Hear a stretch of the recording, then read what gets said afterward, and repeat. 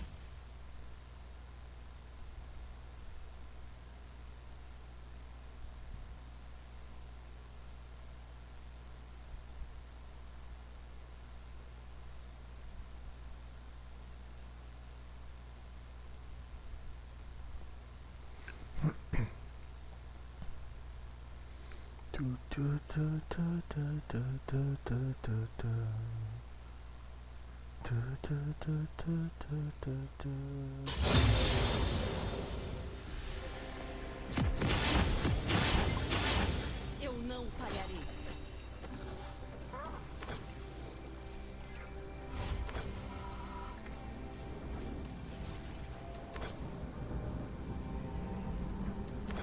Bem-vindo a Summoner's Rift. Mantenha a Free, dianteira. welcome to Summoner's Rift. Tropas liberadas.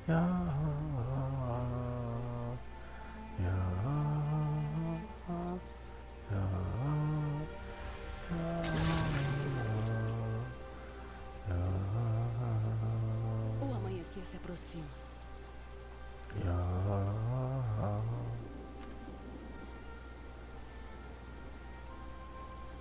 First Blood. Um aliado foi eliminado.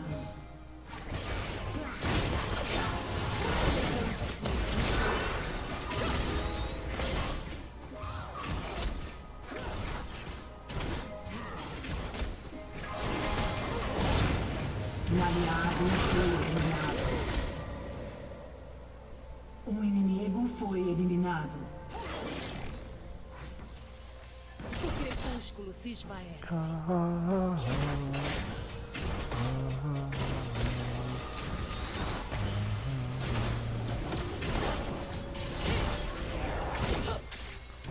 Um aliado foi eliminado. Oh, God. I forgot how to play this.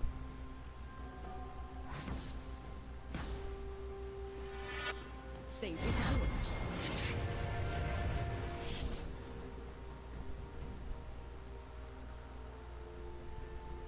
Um inimigo foi eliminado. I'll go to concentrated mind.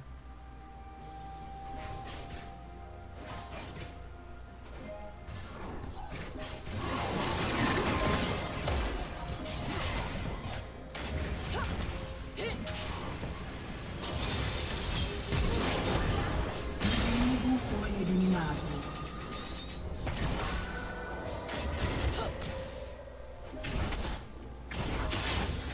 Irei assolar. Um aliado foi eliminado.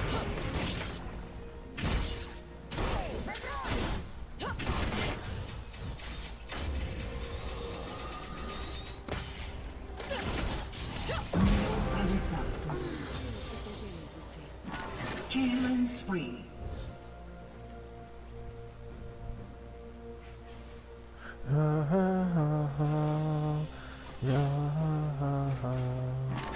O inimigo foi eliminado.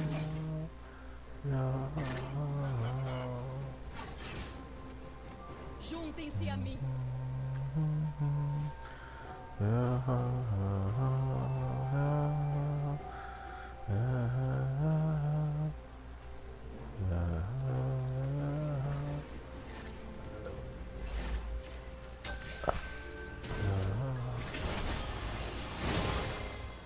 escolhida. Um aliado foi eliminado.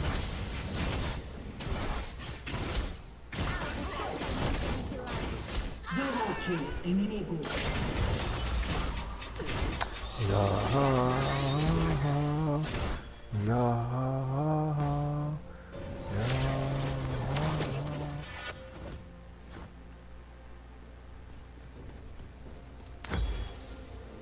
Eu não falharei.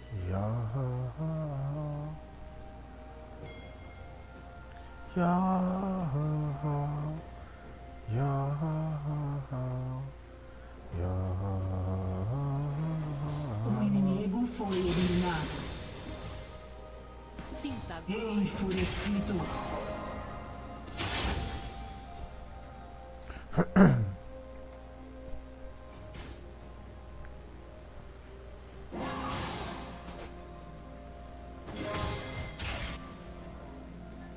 Eu acabarei com isso.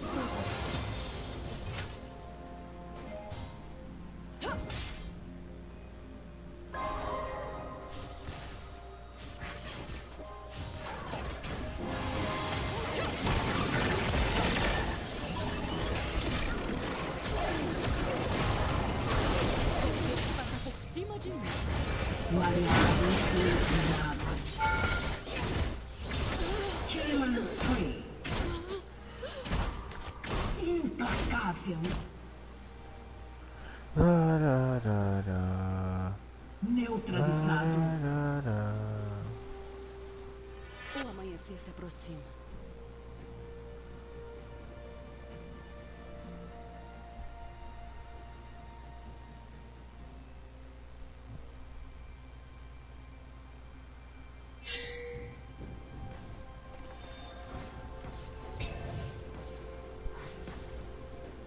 O crepúsculo se esvai.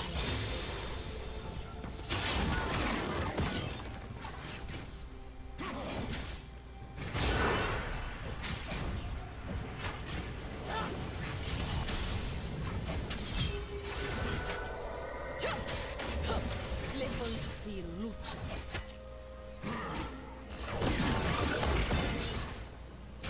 Dominante. Eliminou um inimigo. Sempre vigilante.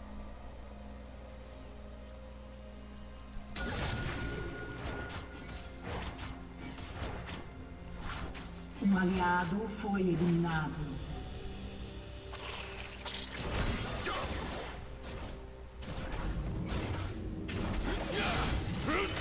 Irei assolar a todos. O inimigo foi eliminado.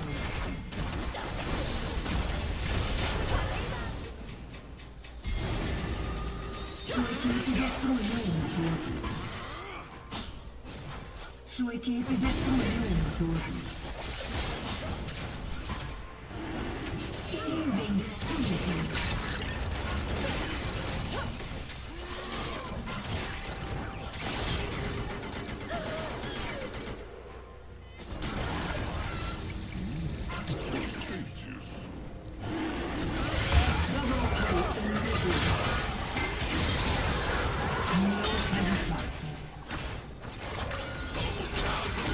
O aliado foi eliminado. Isso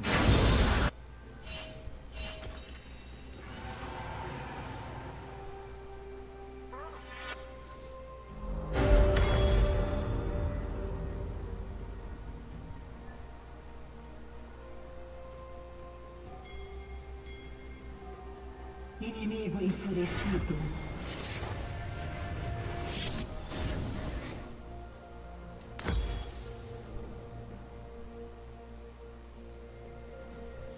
sol sempre se erguerá. Neutralizado.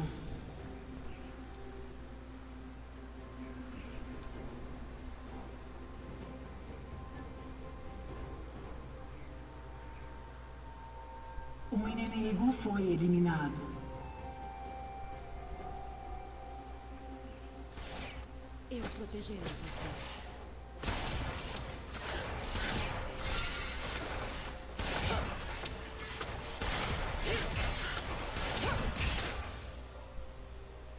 Sua equipe destruiu o motor.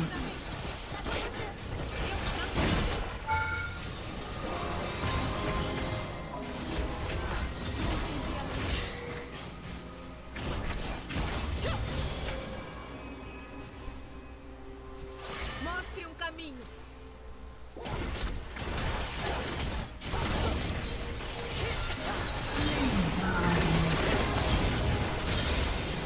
Double kill. Um aliado foi eliminado. Um inimigo foi eliminado. Mantenha aqui. Sua equipe destruiu o motor.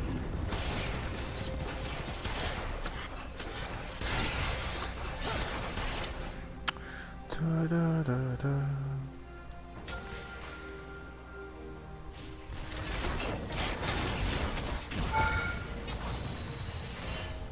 Killing spree.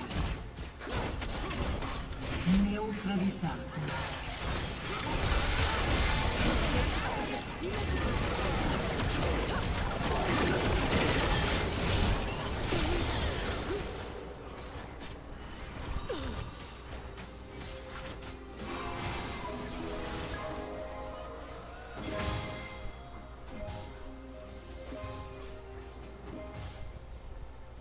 O inimigo foi eliminado.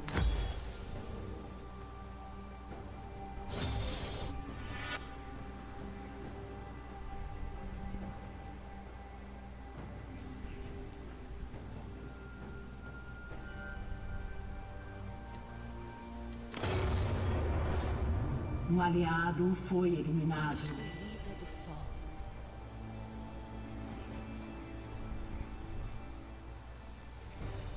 Lendário. Shigaraki.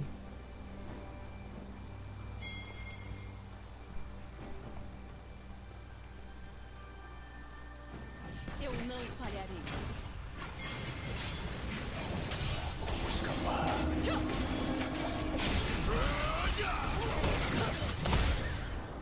O inimigo foi eliminado. Sua equipe destruiu uma torre.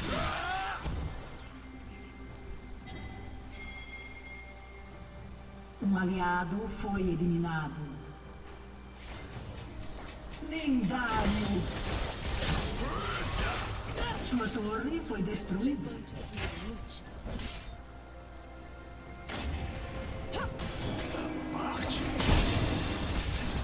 Sua equipe destruiu uma torre. Killing spree. O amanhecer se Lendário.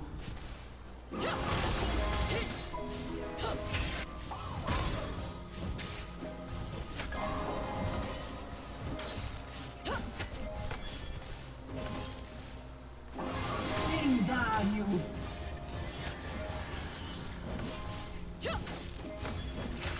Sua equipe destruiu uma torre. Neutralizado.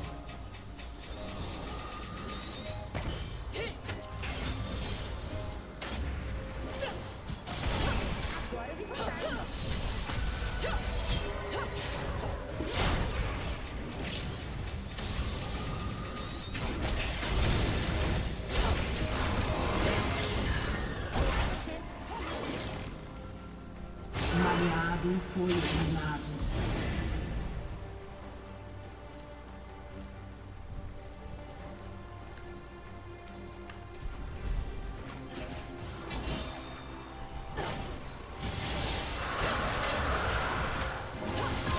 o crepúsculo se esvai.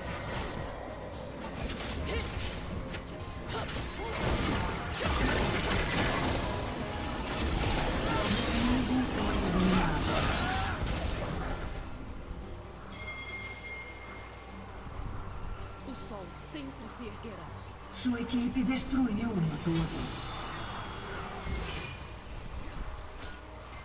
O inimigo foi eliminado. Triple kill.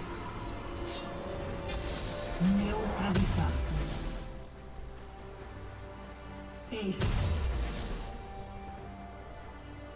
Killing spree inimiga.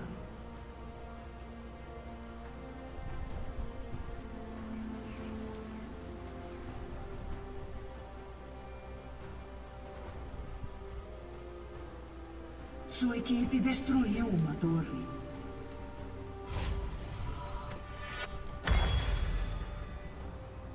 Killing spree.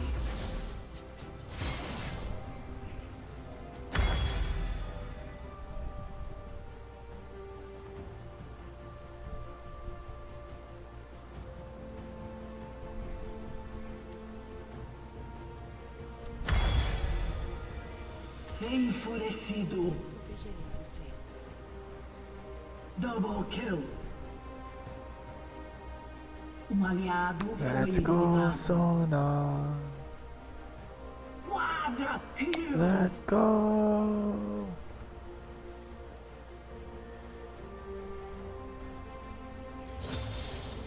Sua equipe destruiu um inibidor.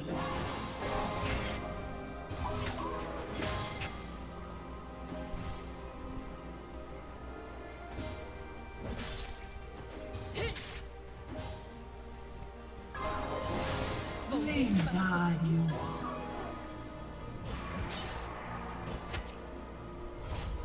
Neutralizado.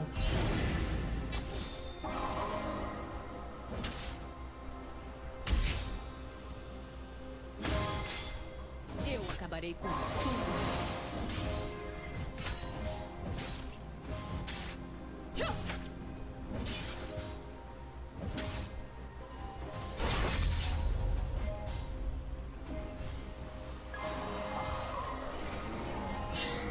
Mantenha Enfurecido.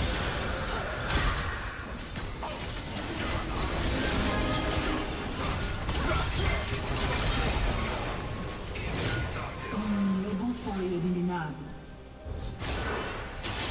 Implacável. a escolher. Double kill.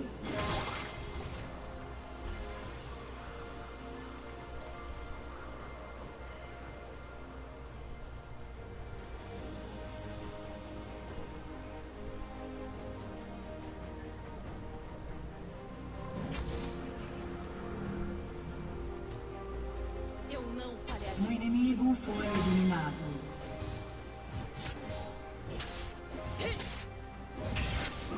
Invencível. Neutralizado. Sinta a glória. Sua equipe destruiu uma torre. O inimigo foi eliminado. Neutralizado. O inimigo foi eliminado. Irei assolar a todos.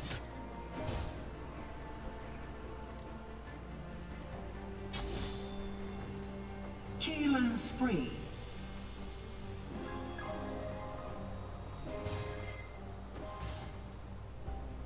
Sempre vigilante.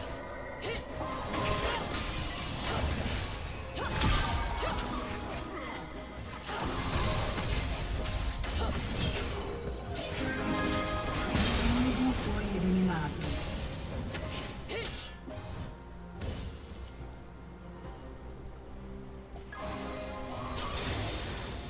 O amanhecer se aproxima.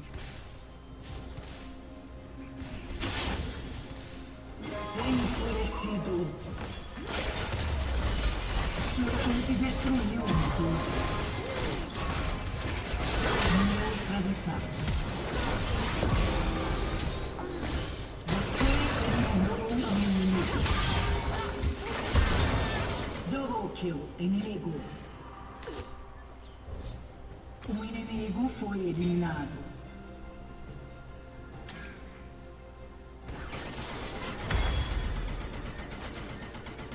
O inimigo foi eliminado. Sua equipe destruiu um inibidor.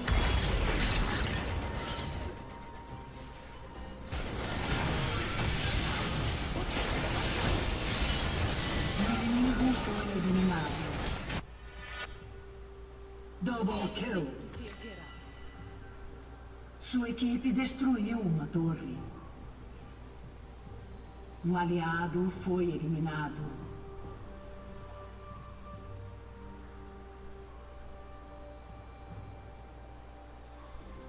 Enfurecido. Neutralizado. Neutralizado. Este. Eu protegerei você.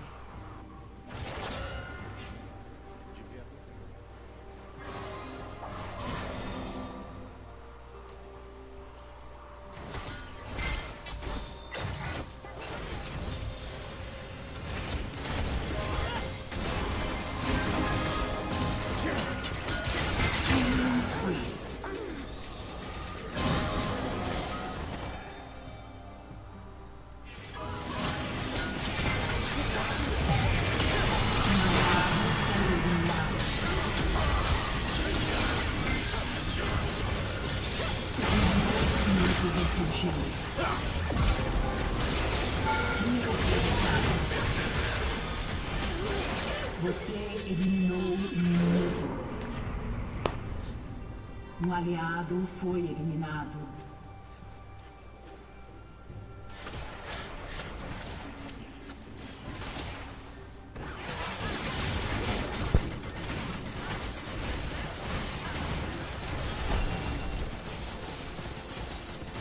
Sua equipe destruiu um inibidor.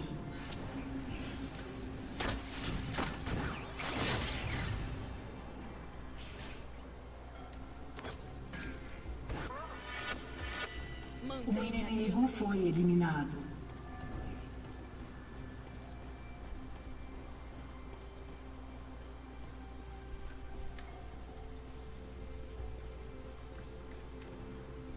Um aliado foi eliminado. Um inimigo foi eliminado. Neutralizado. Enfurecido. Neutralizado. Triple kill inimigo.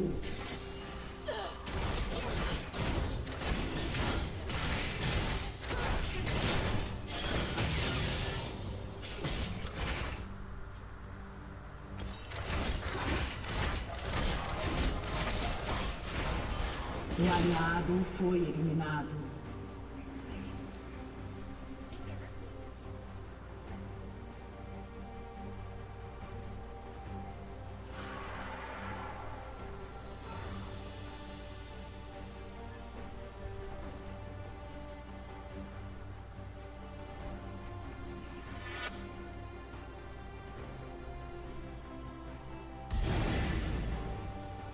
Eu não falharei.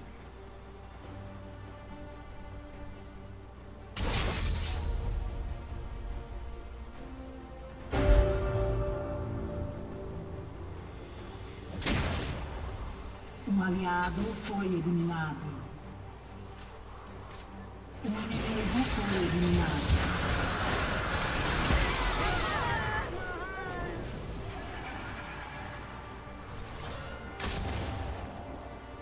Sua torre foi destruída.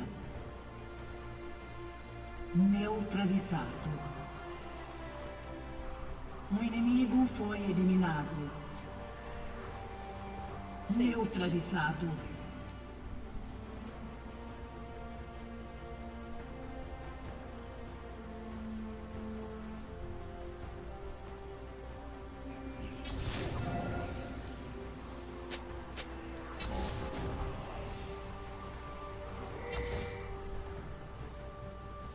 O crepúsculo se esvarece.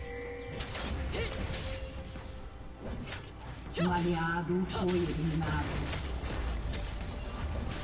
Sua torre foi destruída. Neutralizado. O inibidor inimigo ressurgiu.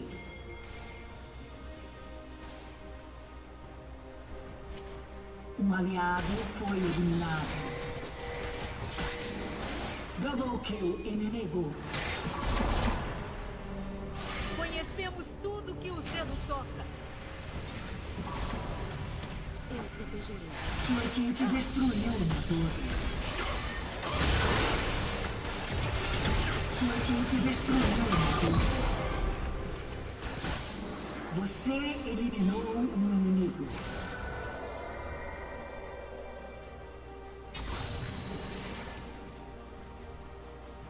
Juntem-se a mim.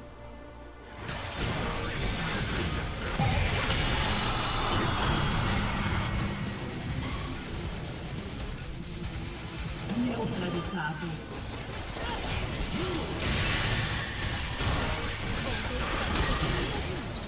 Double kill.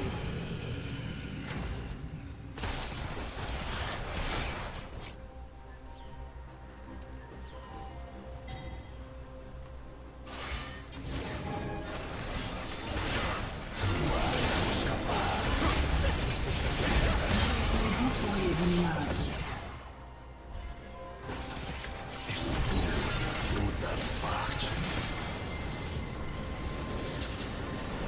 Vitória! Da da da da. Da da da da.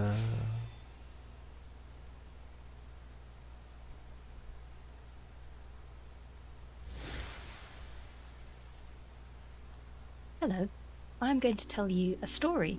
The story of Elden Ring and some of Shadow of the Erd Tree. But it's going to be like a fairy tale bedtime style, hopefully in a different way that you haven't heard Please, before. darling. Now, I have taken some creative liberties with the timelines and details, so I'd advise you not to treat this as the most accurate source of lore. Instead, feel free to use this as a relaxing sleep aid. There will be no pre-roll, middle or ending ads in this video, so rest assured you can put this on and nothing is going to wake you. But in order to help me out, I do have a sponsor that I want to thank first, and then we can get on this. So thank you, Surfshark. A VPN is like armor. You wouldn't march up to the tree sentinel at level 1 with no clothes. You're not that guy. That's what Surfshark does. It gives you a shield to protect your online world, keeping your activity private. Once you're connected, everything you do, every search, every click is encrypted. No snoopers, no trackers, and no one watching over your shoulder. You can change your virtual location and connect to over 3,200 servers in more than 100 countries. That means you can access sites, watch shows, and unblock streaming services as if you were anywhere in the world. And I really like how it makes me feel safe when I'm out in public, at a cafe or an airport. I can connect to public Wi-Fi safely, and I know it's going to let me send, receive, or download files securely. Or, you know, get around things for research purposes. And Surfshark offers more than just VPNs. Their alert system warns you the moment your personal data, like your email or your password, leaks online, so you can stay informed and protect your logins. And if you ever need help, their support team is there 24/7. So if you'd like to keep your online world safe as you wander through life, use code CHALICE or the link below for an extra 4 months free, plus a 30-day money-back guarantee so you can try it risk-free. Thank you to Surfshark. Let us begin our tale.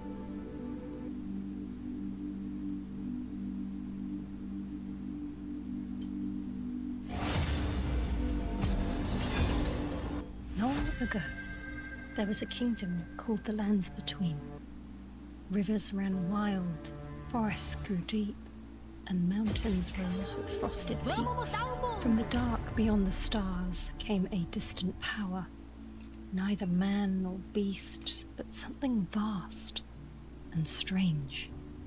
An entity that set its sights upon our world, the Greater Will. From the sky descended its envoy, a dreadful and cosmic creature named Maneiro. She was a mass of flesh and fingers, her head shaped like a thumb, her face the wall of a fingerprint. In the folds of her body gaped a hungry maw, from which she birthed crawling bundles of digits, mockeries of hands that dragged themselves through the dust. Fingers were everything here. They were said to point towards the truth. From Maneiro came the two fingers, emissaries of the greater will. They were silent limbs twitching and curling, and their language few could understand. Their interpreters, finger readers, crones who croaked their prophecies to the faithful. But who can say if they truly understood what was meant by the gestures of those strange things? The two fingers held a high duty. It was theirs to choose rare beings worthy of becoming Empyreans, heirs who might shape the order of the world. Such chosen were given vassals to protect them, and powers beyond measure. But to resist the fingers or the greater will that moved them was to invoke wrath beyond imagining. From the heavens, the greater will sent yet another servant, the Elden Beast, a living star fully shimmered with countless runes. These runes together formed what was the Elden Ring, the pattern of law itself, the lattice upon which our existence rests. Whoever bore the ring would decide the fate of the world. One among these people of the lands between was chosen to bear that mantle. Her name was Marika, who in time would rise as eternal queen and vessel of the Elden Ring. But once chosen, silence fell. Maneiro waited for her master's voice, and none came. Still she waited. Still the two fingers twitched. Still the finger readers muttered. If the greater will still spoke, or whether only hollow whispers of the past remained, none dared to question.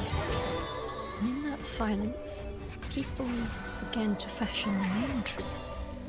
Temples were raised, creeds recited, graves carved in stone. In caves, tribes whispered prayers to the dark waters. In skies, dragons stretched their wings. And in groves, the folk of the old world honoured the tangled root of life itself. So the lands between became a realm of faith. Faith in fingers that could not speak, and in gods who no longer answered. Faith in rival truths and competing laws, in ancient terrors.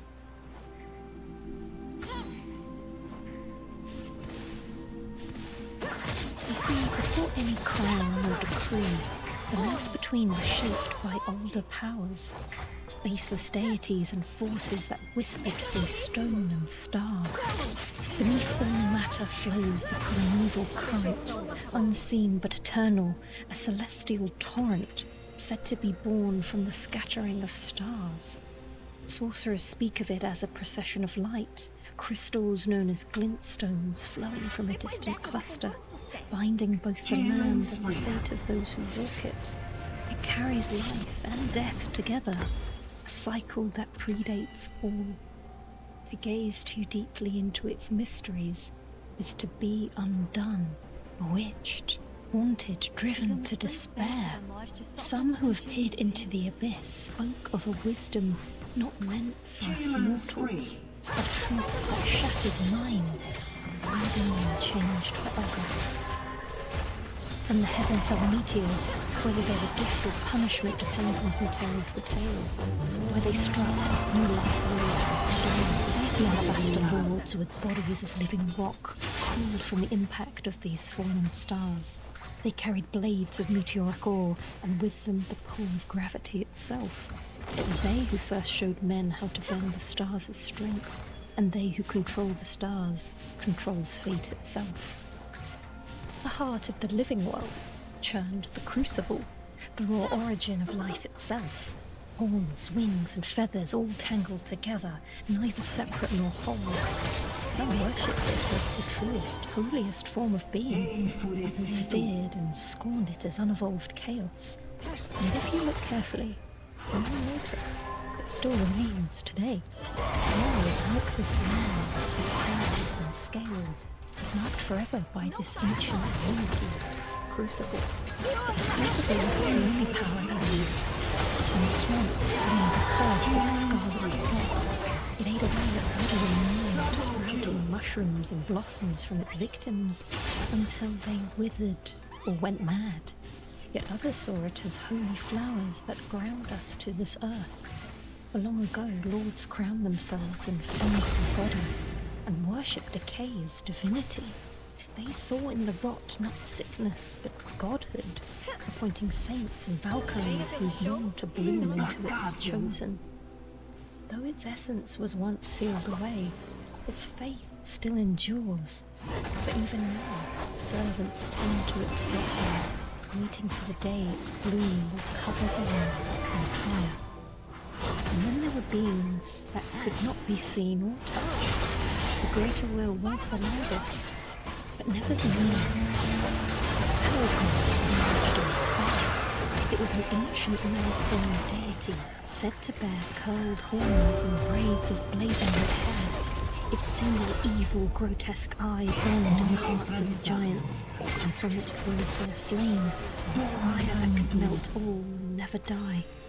Look north, and some say you can still glimpse its glow, still smouldering, waiting to rise again. However, if you see fire that whispers with yellow madness, then that is the flame of frenzy. Whether it was itself a god or only a manifestation, none could say. Its touch melted the living and dead. Followers clawed at their eyes, their sockets weeping yellow embers, welcoming the day when all would be set alight. The coming reunion of the one great, where all divisions would be incinerated. They wait still for the chosen one who will descend to the depth and rise as the Lord of Ruin. The formless mother brooded with blood. She craved wounds, and through them her will flowed. Her servants bore crimson flame, hunger made fire. The whispers turned men into blood fiends, who pierced her body as she wished, drinking from a cut that will never fester and heal. In return, she gives dynasty, belonging, and scarlet rivers that will never run dry. And then there was destined death. Long ago, a dusk-eyed queen wielded a flame that could undo even immortality. She gathered to her side pale priests who swaddled themselves in skin, fending their serpentine flesh. With their god-slaying fire, they hunted the divine.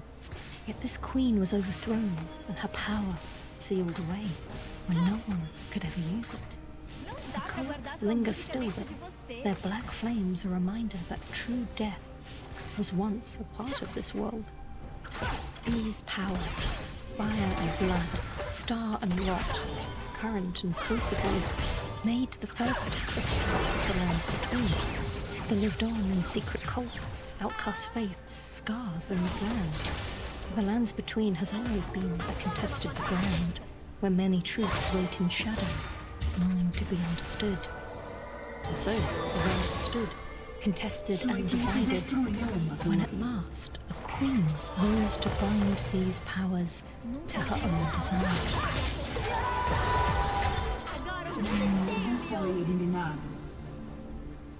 Queen America ruled the lands between. Once long ago, she was not a queen at all, nor even divine. She was born among a strange people, rare in number and long in life. Some called them Newman, others called them shamans, saying their flesh could mingle with others in wondrous ways. But whatever name was given, they were hunted, stolen away, cut apart and pressed into jars, their bodies treated as ingredients for cruel rituals they did not choose. America heard those cries, the cries of her people imprisoned, and in that sorrow, something kindled inside of her, a spark that set her apart. The two fingers saw it too. They named her Empyrean, one fit to bear the mantle of a god. They chose her to carry the Elden Ring, to be the champion of the greater will. When she rose to divinity, her first act was to claim the power that lay at the heart of all life. It was called Crucible, a tangled, glowing mass of gold streaked with red, where every form and every creature was once joined.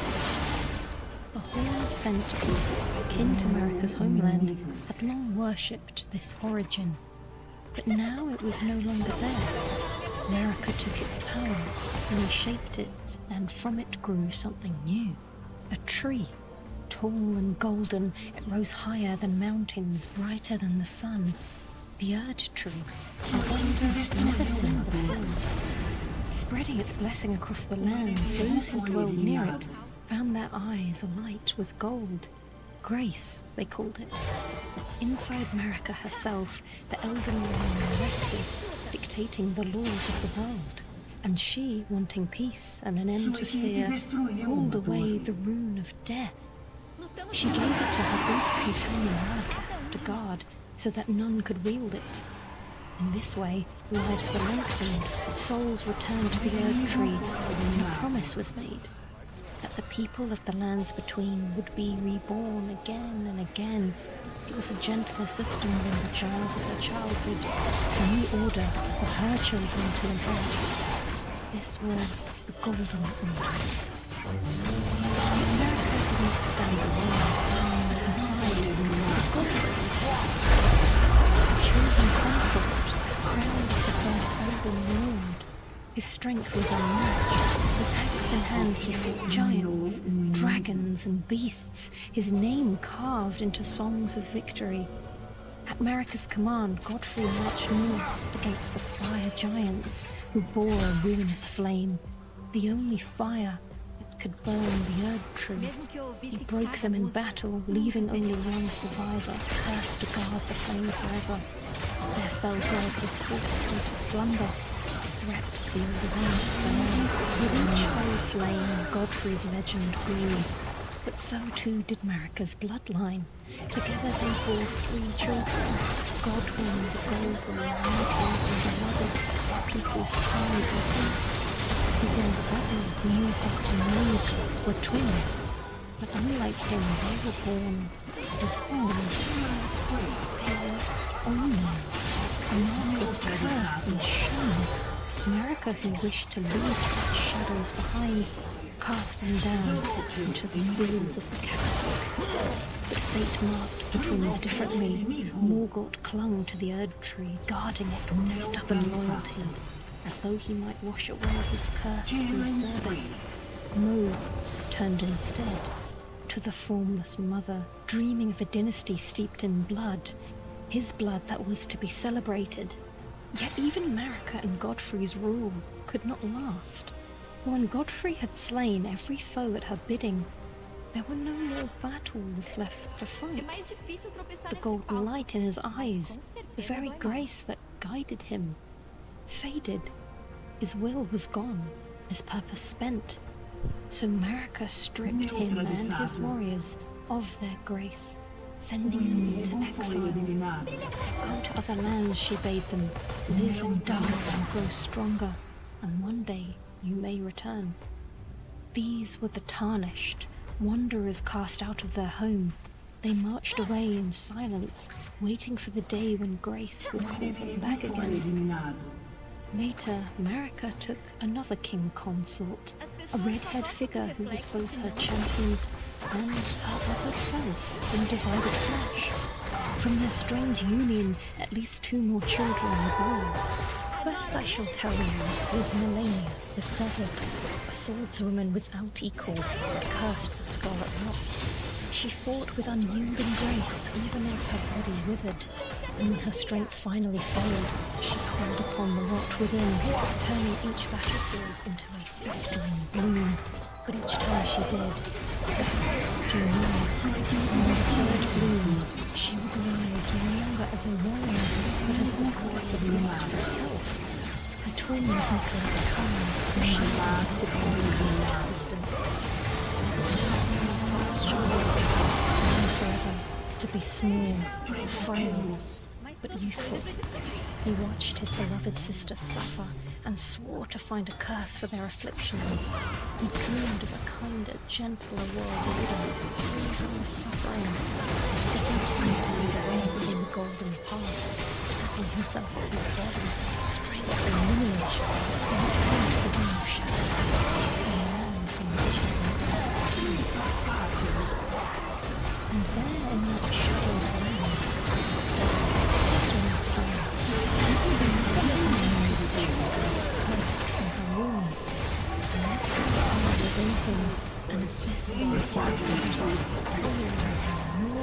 this soul, Marika sealed the great secret. In return, she bound herself to her will. She returned to that shadowland and faith. She commanded them to lead a crusade against the Hornside, those proud folk who clung to the crucible and the torturous ritual. Mesmer obeyed with his black iron, he scourged and burned, and raised their hands to flame, claiming them of an impending. The screams of the victims rose to the heavens. America, why hast thou forsaken us? Betrayer, dictator, strumpet queen. In time, Mesmer too took upon the crown. America abandoned him as she abandoned them. She veiled the realm of shadow from the rest of the lands between, severing all remaining ties, turning away her gaze, and never looking back. And so her dynasty stretched across the lines of territory and blood. Godwin, Morgoth, Moog, Melania, Mikola, Mesmer, and yet 3 others stood beneath this family tree. Alongside them were Radahn, Rykard, and Rani, born of Radagon's union with another queen. America was not the only one. Beneath the golden boughs shone another. In Liurnia of the Lakes, Renala, queen of the full moon, reigned. She headed the Carian royal family, whose sorceries were born of the stars. At her side stood the Carian knights, defenders of her line, who wielded sword and sorcery together, as an art few could rival. Renala's pride was the Academy of Rhea Lucaria, a citadel of stone and water in the heart of the lakes. Within these halls, astrologers charted the fate of the night sky, and glintstone sorcerers tapped into the amber of the universe to wield its power. These scholars defied the Golden Order, preaching that the stars carried the true laws of the world. In time, the Academy began to rival even Marika's own forces. To quell Renala's rising power, Marika sent her red-haired champion Radagon. He came as foe, but became husband to the Moon Queen. Their bond brought peace to the lakes, and their union bore 3 children: Rykard, a ruthless justiciar, Radahn, a master of gravity, and Rani, the cold, resolute princess and heir. But their marriage would not last. When Marika called, Radagon abandoned Renala and returned to the God Queen's side. Broken in heart, Renala shut herself away within the Academy, cradling the last token of her husband's lost love. Marika raised the siblings as her own stepchildren, setting them among her golden brood of demigods. Renala was left without a king. She once had a younger sister, Relana, a princess of Caria, trained in sorcery, combat, and wielder of 2 moons. Yet Relana too had turned away, disavowing her birthright. She bound herself instead to Mesmer the Impaler, the forsaken son of Marika, wielding the light of moon in service to his will. And so, Renala lost all: her husband, her children, and her sister. Even her scholars betrayed her, and from their ranks rose the Cuckoo Knights, who brought ruin to the once great Academy.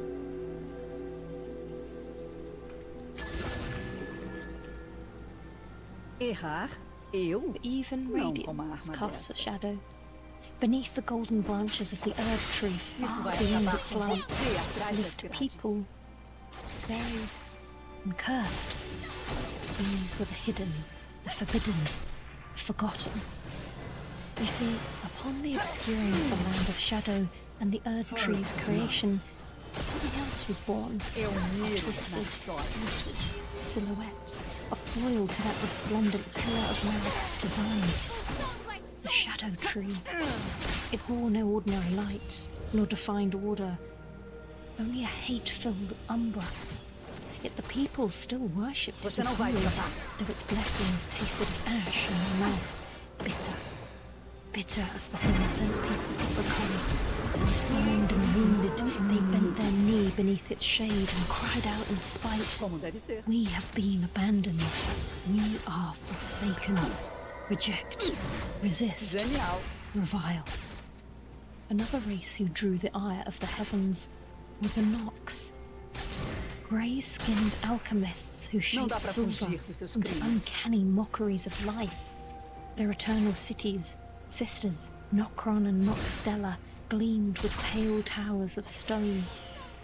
Their streets walked by nobles in flowing silks and veiled crowns. Vamos Theirs agir was a conforme people of night magic, Perto conjurers of demais. shadow and smoke. They bred assassins who struck unseen, their blades steeped in death. They were born to rebel, and so they tried to forge a lord of their own. But this was treason, a blasphemy against the greater will. For their defiance, they were cursed, becoming prisoners of their own design. From a lightless void plunged a malformed star, a creature of chitin and hunger. It tore down their towers and stole their night sky, driving their cities deep below the earth. Now their streets glowed with corpse light, their spires buried, their beauty wasted, and caverns untouched for centuries. Conforme o esperado. All ruins sank beneath.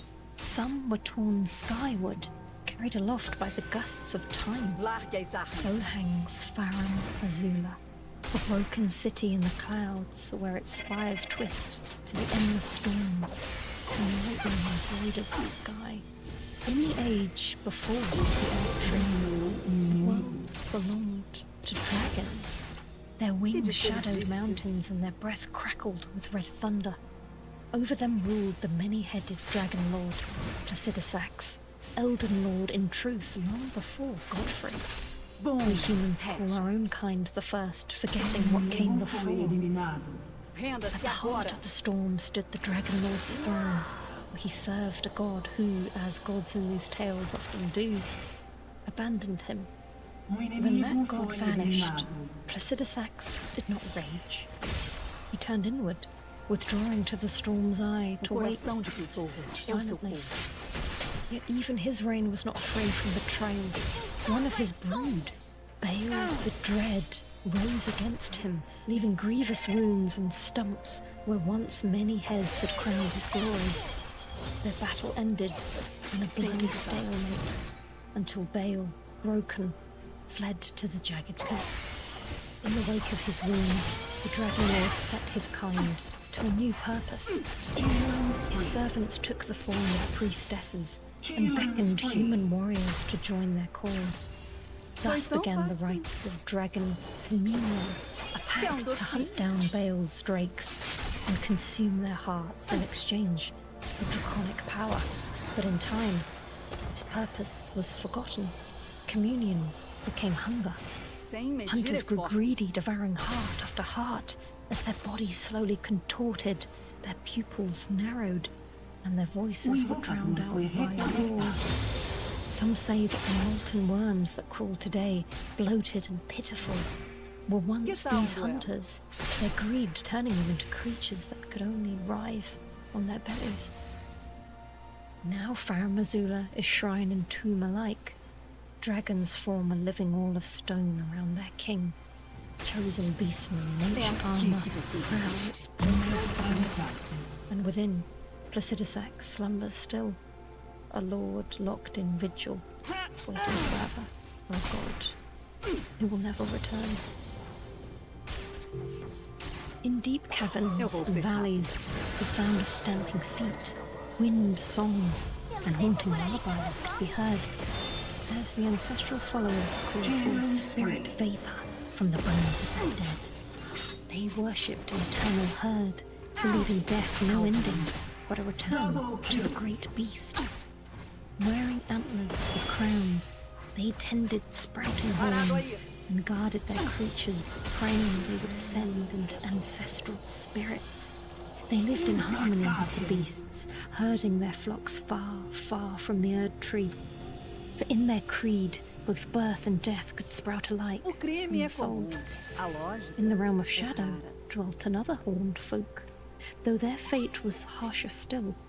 The horn scent bore their horns as proof of divine choosing. Their beasts were taken as messengers of heaven, and only the mightiest warriors were granted the lion's mane to dance the sacred steps. In time, this ritual was turned toward war, its holy rhythm sharpened to a weapon. It is told that the horn scent ate up the land itself, feasting on scorpions that crawled through the wastes, some swollen to monstrous size. And some whisper this was the work of the saint of the bud. For in those days of fire, when Mesmer burned a church draped in blossoms, one woman did not flee. Conforme eu esperava. She knelt as the roof fell Chega desse in, jogo de gato e rato. touching the single bud, its petals withering before they could bloom. From her grief came something twisted, an essence that became the scarlet knot. Her name was Romina. In devotion to flowers that would never bloom, she was remade. Part scorpion, part butterfly, part centipede. A saint of decay, bound to the garden, forever barren. But not all who dwelled beneath the Erd Tree were Vamos acabar heretics. com isso. Some were simply unwanted. The omens born with horns were deemed abominations. Many were slain as infants, their horns carved away in shame. Those of noble blood, like Morgoth and Moog, were hidden in sewers, locked away so none could bear the sight. Hatred for their kind grew so fierce that hunters were raised against them, the omen killers. These wretches wore grotesque masks to terrify their prey, wielding cleavers set with trophies torn from victims past. They were cruel butchers, born only to exterminate. The Albinurics were no less despised. Artificial beings, silver-blooded and fragile, they were said to have denied grace from the moment of their creation. Persecuted, hunted, they carried within them a flaw of birth that doomed their bodies to fail. The first generation lost the use of their legs, yet they endured, crafting bows and taming wolves to bear them better in battle. The second generation seemed spared that weakness, their meat was like upon the ground, but still, they were hunted, harvested like beasts, and so they placed their hope in one gentler than Nem the minuto de rest. sossego. They whispered of a tree high above, and of Nicola the kind, who would one day grant them sanctuary. The demi-humans roamed in clawed packs, at time bowing to lords, at Você não vai times escapar. devouring one another. By night, Genial. their blood boiled, and their eyes shone red. Some whispered that they had once been wiser than men, keepers of vast knowledge of the stars. aliado foi They were eliminado. stripped of their reason, Eu cuido and disso. cursed into savagery. Their sorceress queens still rule shattered colonies. Most of their kind wander broken, beaten down.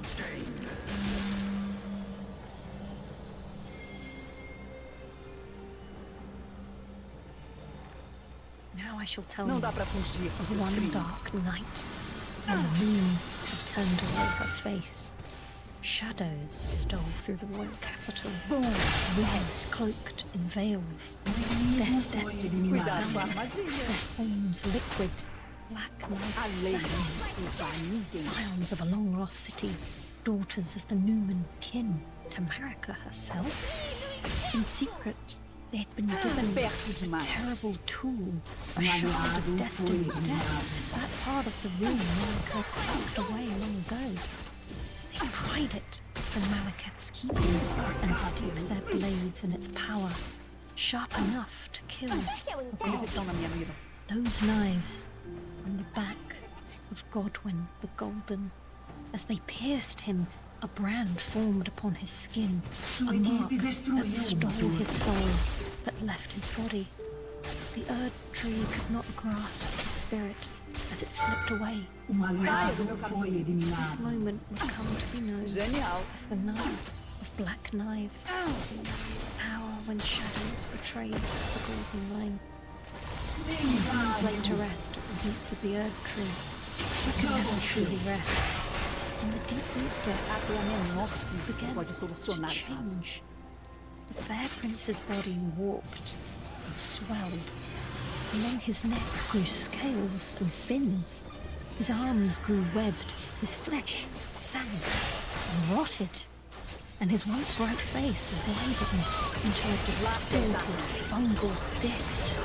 Death seeped from his wounds, and the air swarmed with flies. From him sprouted blackened death root, seeping into soil and corpses alike, birthing those who live in death, neither dead nor alive, denied the Erd Tree's embrace, wandering aimlessly, worshipping their new gods of death. The land mourned. Renda-se agora. Great stone mausoleums were raised, wandering like giants as they tolled their bells of grief. Knights once sworn to Godwin severed their own heads, binding themselves to these walking tombs, guarding their prince in death themselves. Scholars, warriors, even Nicola himself sought a way to restore Godwin, but all attempts failed. None was more broken than the Queen. When news of her son's death reached America, grief turned to fury. She wept, she raged. Malekith, stricken with guilt, bound the rune of death into his very flesh, so it could never be stolen again. He devoured the death root that spread from Godwin, swallowing the consequences of his negligence. And then Marika lifted a stone hammer. She brought it down upon the Elden Ring, and by extension, with that strike she shattered its perfect form into countless fragments, scattering pieces across the land. Radagon, her consort and other self, wrestled, controlled, and desperately tried to mend him. He could not fix what had been undone. For her crime, Marika and Radagon were bound within the Erd Tree, their bodies sealed into its golden prison.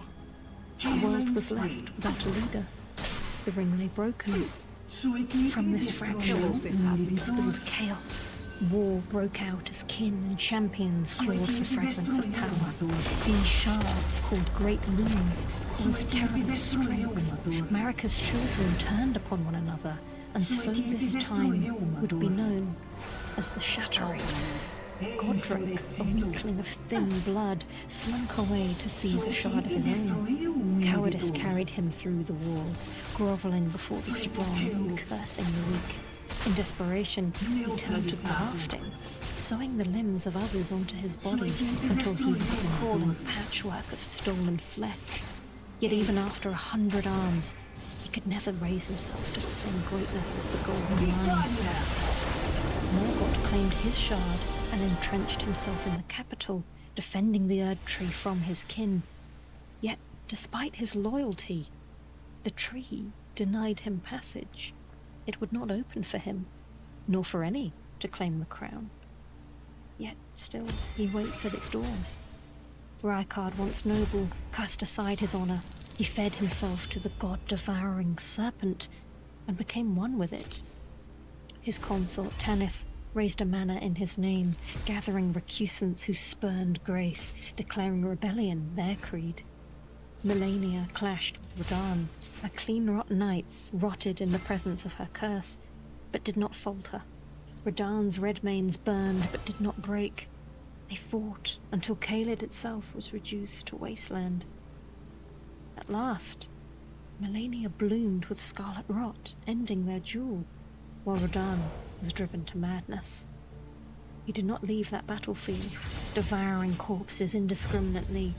Even still, his gravity held the very stars in check. Melania was carried in silence back to the tree her brother had raised for her. Or it was Rani who had woven the plot that slew her brother Godwin. She had grown weary of being bound to the fingers and sought her own destiny. To escape her duty as an Empyrean, she stole a shard of the Rune of Death, enlisted assassins, and shed her flesh. reserving only her spirit. But in that act, her brother's soul was also forfeit. Whether intended or not, Godwyn's death became the catalyst of ruin. Thus the children of Marika warred. Brother and sister bled one another dry, each clutching a fragment of what their mother had broken. The throne sat empty, the ring lay shattered, and no lord could rise above the rest.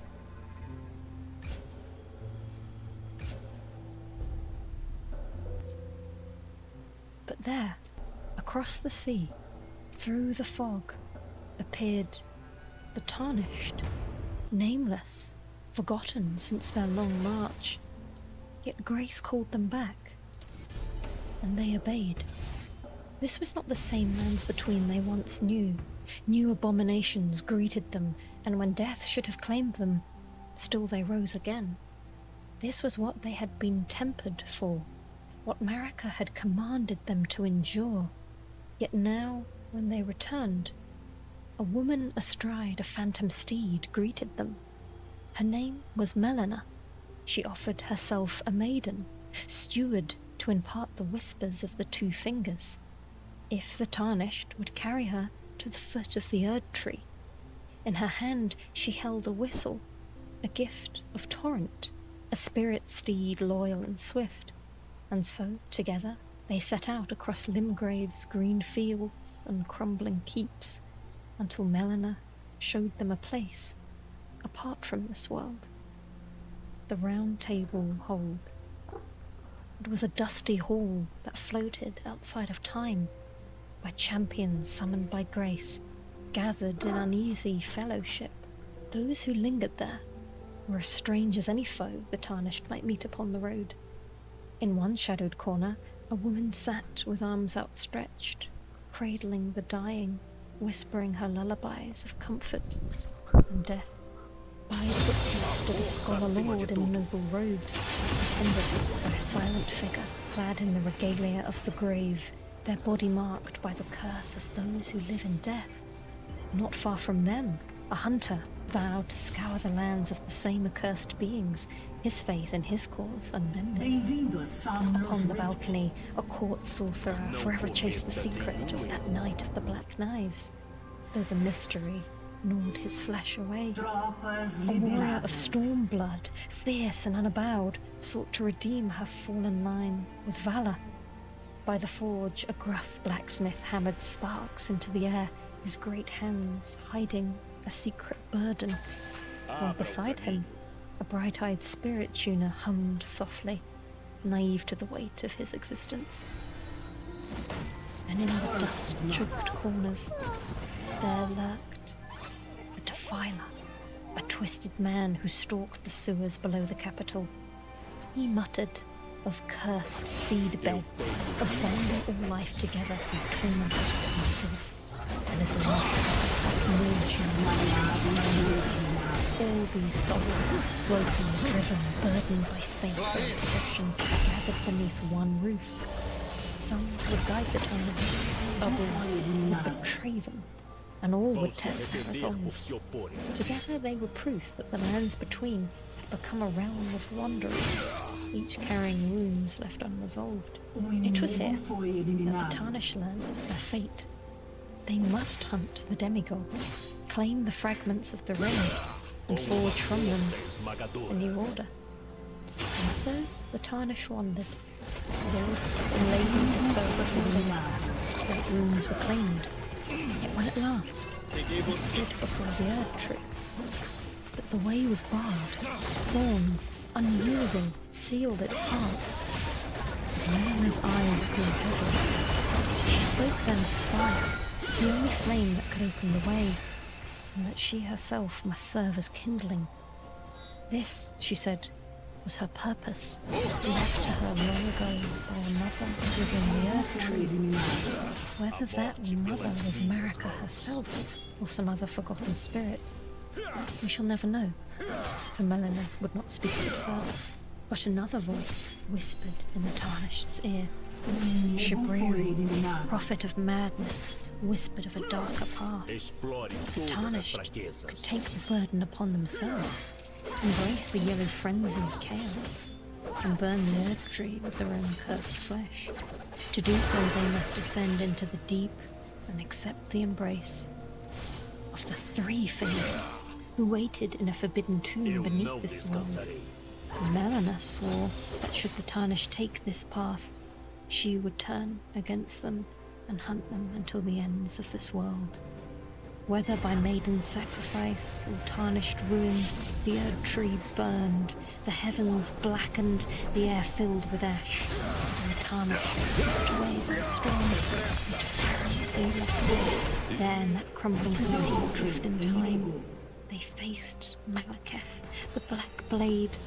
With his fall, the rune of death was loosened once more from the world. The Tarnished returned to the capital, the Erd tree above now a red, hollow husk. Champions sought to bar their way, for all knew what must come next. Even Godfrey himself, the first Elden Lord, to seize his throne again. Yet banishment had stripped away his regal mask, revealing Hora Lu, savage chieftain of the Badlands. With axe in hand, he fought as he once had in forgotten wars. The Tarnished struck him down the same. At last, the Tarnished stood before the Erd tree's heart. There, lay Marika, fragmented and lifeless. As her bonds broke, she fell, and in her fall, her form twisted. She was ravaging her other half, her consort, her mirror. And the order of the shattered world. He too was felled, and from his body burst forth the Elven Beast, living star, vassal of the greater will. Yet the Tarnished slew even this, and when the beast was undone, Marika lay broken at their feet. Her body slumped on the room, the ring lay open before them. The fate of the world trembled in their grasp. And so, shall the ring be mended? And the lurid crown? Shall it be cast aside? What will you decide?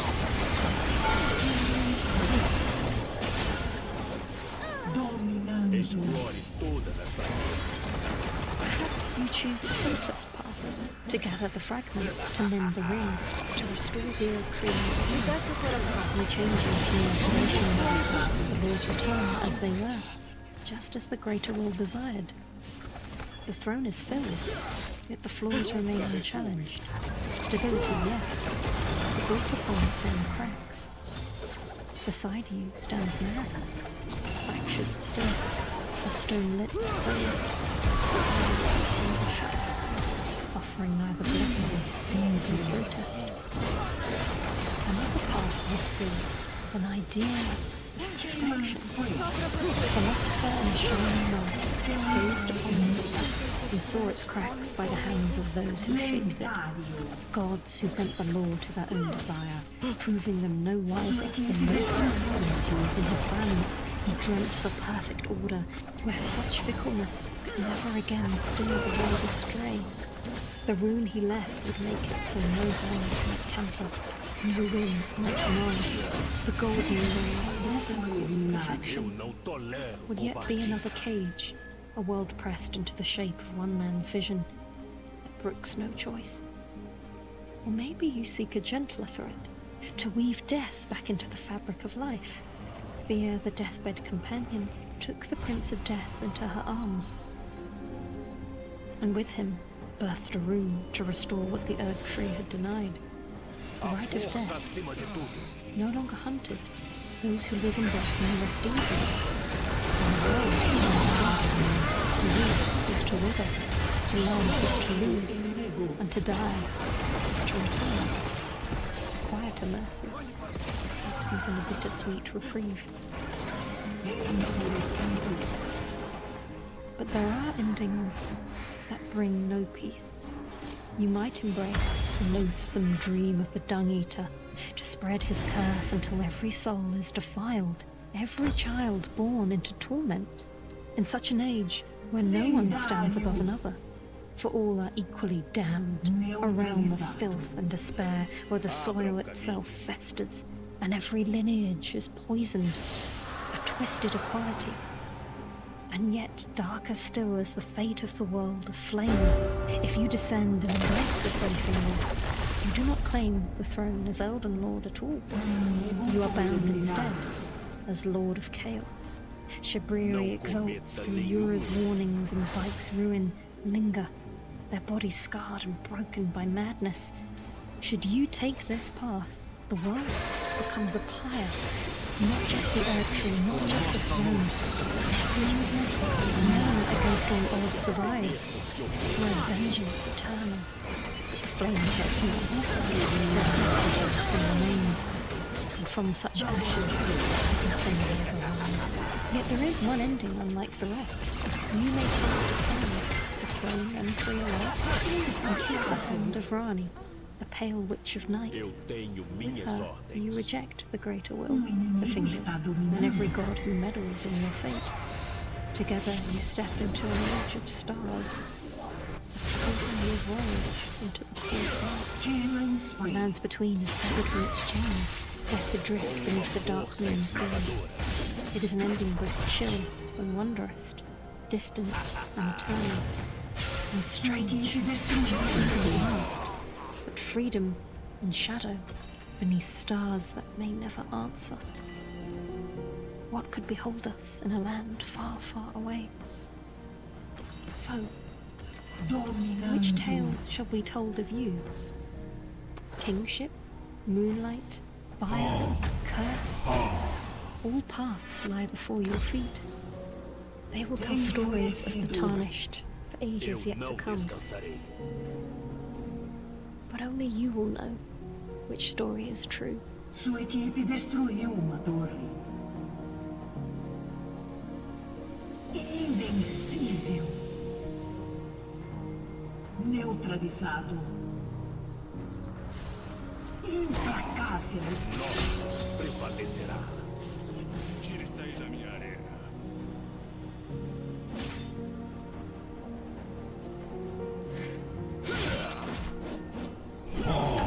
Sua equipe destruiu uma torre. Dominando. Double kill. Fique alerta. Sua equipe destruiu uma torre. Sua equipe destruiu um inibidor. Lendário.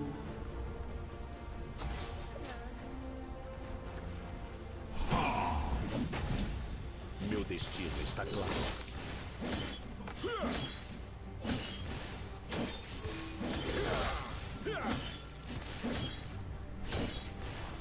Neutralizado.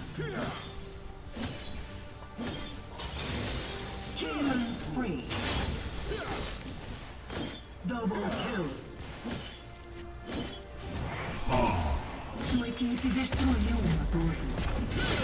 Explore todas as fraquezas. Lendário. Double kill. Ace. Sua equipe destruiu uma torre.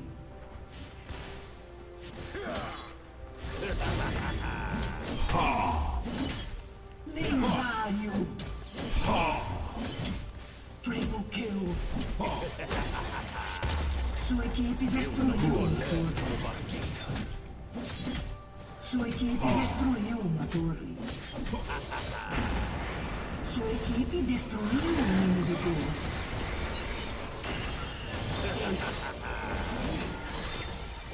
Ace.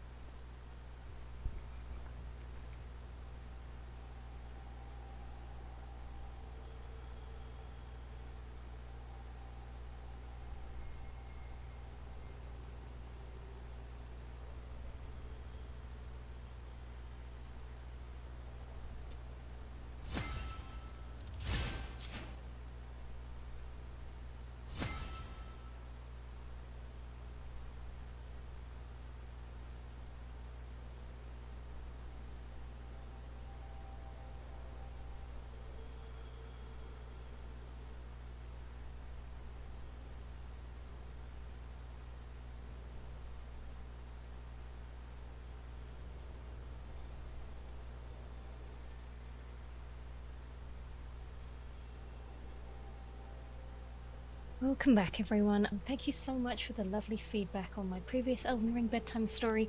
I really enjoyed making that one. So let's do another, this time focusing on the DLC Shadow of the Erdtree. If you haven't listened to the last one, just a friendly reminder, these videos aren't meant to be the most accurate source of lore. I do add embellishments and fill in the gaps, so if you'd prefer a more objective deep dive, I'd recommend checking out my playlist called Elden Ring Lore. Like before, I won't be running any pre-roll, mid-roll or post-roll ads during this video, so it is safe for sleep, relaxation and immersion. But to keep producing videos without monetization, I do like to take on a sponsor to help out, so before we begin, this message is sponsored by Raycon. Right now it's Raycon's anniversary and they're offering a fantastic 30% off their Essential Open Earbuds. These are sleek, smart and far cooler than your average pair. Whether I'm writing, travelling or winding down for the day, they fit seamlessly into my routine and make everything sound better. Raycon's Essential Open Earbuds deliver crystal clear sound, but because they rest just outside your ear canal, you can stay aware of what's happening around you. Whether it's traffic, co-workers, you can listen to a YouTube video and stay alert without sacrificing audio quality. And Raycon delivers the same premium experience as the big brands at half the price. They even come with a 30-day happiness guarantee. They're lightweight yet secure, and I found that even when I'm moving around a lot, they stay perfectly in place. Comfortable, breathable, and built for all-day wear. I struggled for the longest time with earbuds feeling incompatible with my ears, and if that sounds like you, then great. I use these and I definitely recommend them, as they have this multi-angular hook that rotates to give you a personalized fit, whatever the activity. They also have multi-point connectivity, so you can link them to multiple devices and switch between them effortlessly. And maybe my favorite thing is the battery life. The earbuds themselves last up to 8 hours and the case holds an extra 36-hour charge, which is ideal for me since I'm someone who always forgets to charge things. So when I'm done listening, I just pop them in the case and then they're all ready for next time. So if you're considering buying, ordering Raycons does help support the channel. Click the link in the description box or go to buyraycon.com/chaliceopen to get 30% off the Essential Open Earbuds. That's buyraycon.com/chaliceopen. Thanks Raycon, and now let me tell you a story.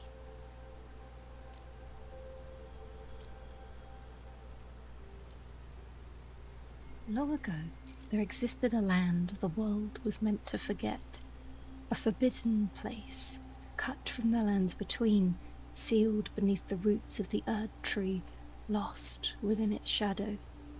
This land bore a canopy not of gold, but of coal, a tree that drank the darkness cast by its greater sibling, a pale imitation known as the Shadow Tree. It covered a realm once bright with potential, where the first and primal form of life mingled together. Tree, beast, and man, one with the crucible. That truth still lingers in the veins of its people. The horn scent, born of antler and flesh, kin to beasts, guardians of what the god queen buried long ago. Their world burned, for that queen bound her son in chains of duty. Mesmer, red of flame, led a crusade to cleanse the land of all his mother deemed impure. The horn scent fell, their city destroyed, their gods impaled upon stakes of fire. They were to be erased forever. At the peak of their bloody work, Marika the betrayer turned away from her own son and hid the land beneath veils of silence. Thus the realm of shadow vanished, and with it every trace of her sin, until the day Mikola, child of Marika, saint of compassion and purest of all Empyreans, turned his gaze towards that forgotten land. He had once strived to create a haven before, the Halig Tree, watered by his own blood, where the unwanted might dwell. But even there, rot crept up its branches. His beloved sister lay dying in its boughs, so Mikola sought purer soil. He divested himself of every worldly burden, his body, his arms, his heart, his eye, his doubts, his fears, his love.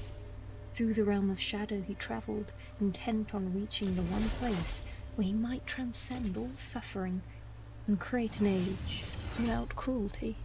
His footsteps were traced by followers loyal to his teachings. The Needle Knight Leda was the spearhead of Mikola's followers, a woman of iron poise and quiet fervour. Once a knight of the Halig tree, sworn to Mikkela's mercy, she had heard his voice, not with her ears, but within her soul, the gentle pull of a charm that bound her to his cause.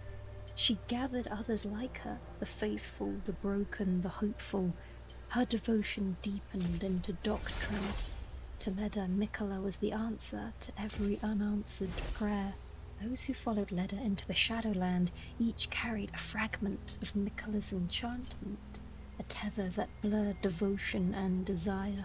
Freya, a crimson gladiator of the Red Mains, was one such soul. She had once been stricken by scarlet rot in the swamp of Aeonia, left to die among blossoms of decay. It was Mikkela who found her, who knelt beside her and drew the poison from her flesh with his lips. From that moment onward, she belonged to him. The line between eternal gratitude and eternal servitude blurred, and so she followed Leda into the shadow. Dryleaf Dane, the ascetic monk, had been in service to Mikkela longer than the rest. A master of unarmed art, his strikes flowed like wind through reeds. His discipline was tempered by the water beating against his body as he watched the Erd tree's leaves fall and its gold fade. In Mikkela, Dane saw a final hope, a chance to begin again where faith had turned hollow. Though he chose never to speak, he listened when the charm called his name. Samor, the gentle giant, held a secret beneath his mask. Once a pest, a creature of rot, abandoned by millennia, he and his forager brood wandered faithless until Mikkela took them in. They found in him kindness, what their mother had never given. Mor's heart was simple. He followed because he felt loved. Thiolier, the quiet dreamer, followed at a distance. The eyes of his painted mask were closed, depicting eternal sleep. He had once met someone in his dreams, Saint Trina, the other half of Mikkela's soul, and tasted the velvet rest she offered. Since then he had sought that moment insatiably, crafting elixirs just to see her face again. But chasing Trina would defy Mikkela, and so Thiolier surrendered instead, giving himself to the peace and comfort of Mikkela's charm. And then there was one who longed for blood, the nameless one, the horn scent. Native to this buried realm, he regarded all newcomers with contempt. To him, the Erd tree was a parasite, a thief that had stolen his crucible-born world. He spat curses at gold and grace, hatred sharp in every word. Yet beneath it was grief, deep, pitiful grief. He followed Mikkela only for his chance at vengeance, and for a god who would not burn his people. All were charmed, and not a soul among them knew they were captivated. Sir Ansbach, the pure-blood knight, was the last member of these followers. Once a devoted servant of Moog, he had sought to free his master from Mikkela's enchantment, but in doing so had fallen beneath it himself. When Mikkela broke his great rune, the charm was shattered. Now unbound from the false love, Ansbach longed to understand. Why did Mikkela walk this path, cradling the corpse of his half-brother? What kind of dream could be born from a husk?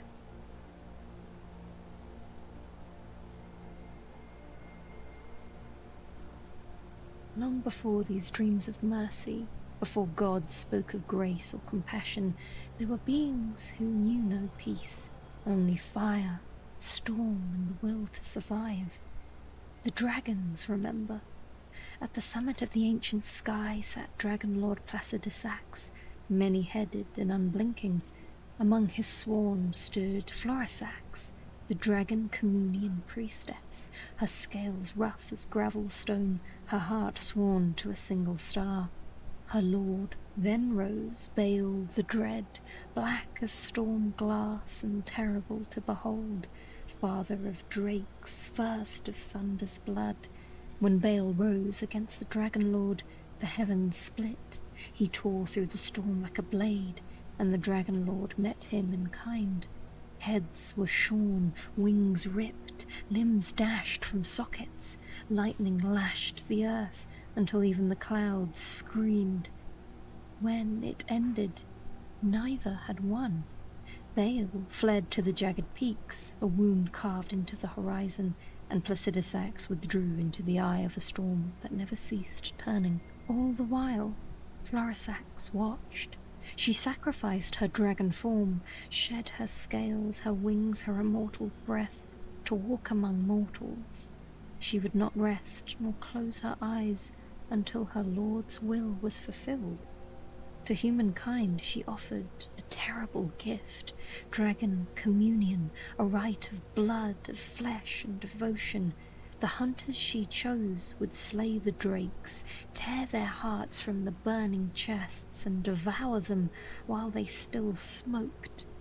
Through the chewing and the swallowing and the searing pain, men would taste what it meant to roar like dragons. Altars rose to the sky. More and more took the communion, hunting Baal's kin, hoping that one day they might hunt the dread himself. But as ages passed, thunder dimmed. The priestesses fell silent.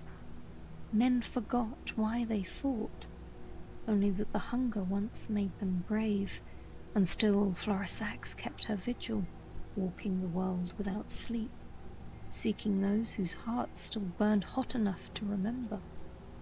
One such soul was Egon. He had been a scavenger once, a crow upon the battlefield, picking buckles and trinkets from the fallen. But through communion he found something like honor. He learned the taste of Drake heart, and with every feast his courage grew.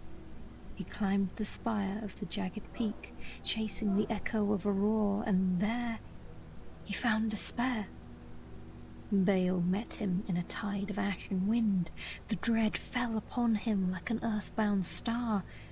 Egon's mind shattered, his body torn, and when the storm cleared, one of his legs was gone. They say he laughed, then wept, for even broken the thunder still rattled in his bones. Now if you walk the pillar path along the gravesite plain, you may hear him, sobbing, laughing, begging the wind to carry him once more to his nemesis. So tell me, Tarnished, will you fell Bel the Dread, and grant Egon the battle he was born to die for? Will you honor the sleeping priestess who still awaits for her lord's command? Will you strike down every drake and stand before the dragon lord who waits in the storm beyond time? Will you eat every heart and stain every altar? Well, that shall be decided on your journey in time to come.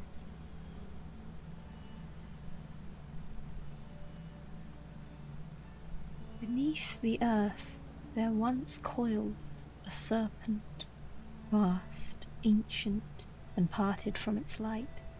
It was born in the lands between, but banished from grace, and in time it found a new vessel, the womb of a god's child. Within that child it slumbered, whispering, writhing, gnawing, a hunger beneath the skin. Marika, his mother, feared the darkness that hissed behind his eyes, so with trembling hand she reached for it, and in its hollow pressed a golden seal, her scar seal of grace, a charm to bind the serpent, a mother's mercy, yet chains only teach the fire to wait. Mesmer grew, magnificent, terrible, his mother's grace in one eye, his father's fury in his hair, but still the serpent twisted within him, whispering to be freed. He was never alone in his torment. The winged serpents watched over him, gentle things of molten glass and sighing wings. They sang when the voices grew too loud.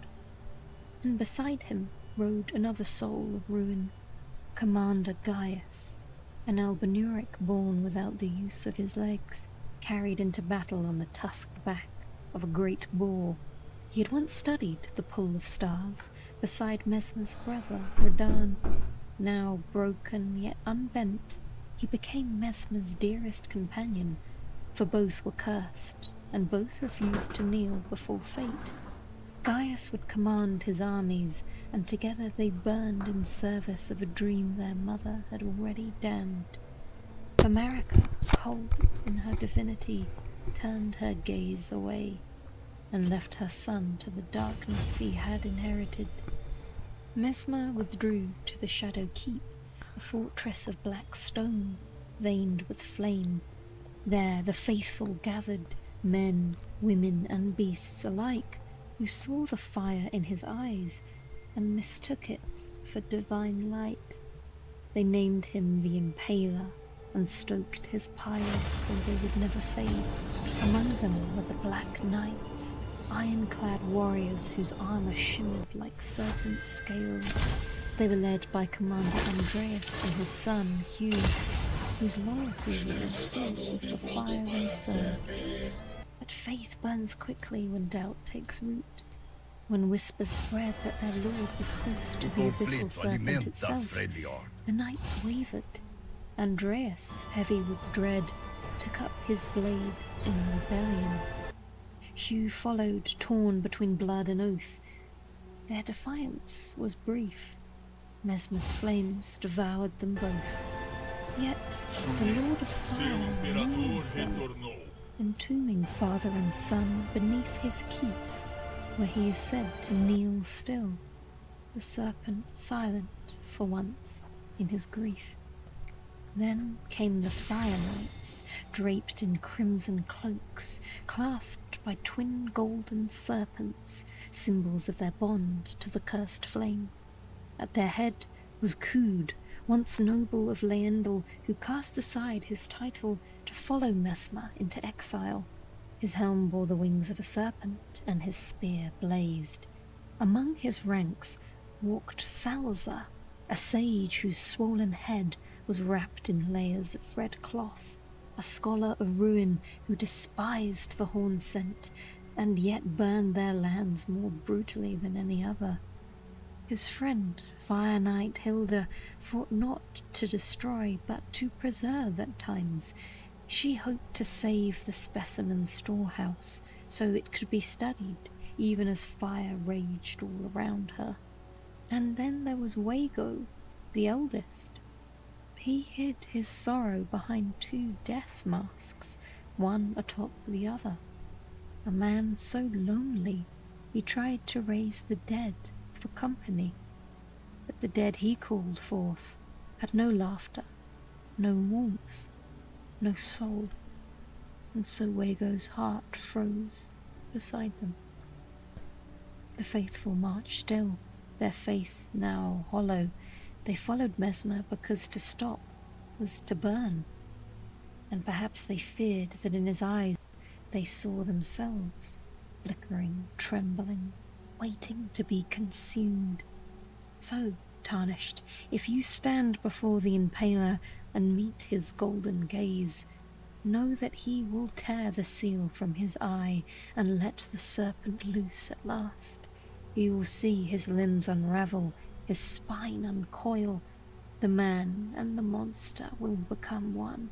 Then the world will know him not as a god nor hero, but what he always was, a forsaken son, born of his mother's sin. And when he falls, his ruin will blaze like dawn, a terrible beauty, for to burn is to be alive.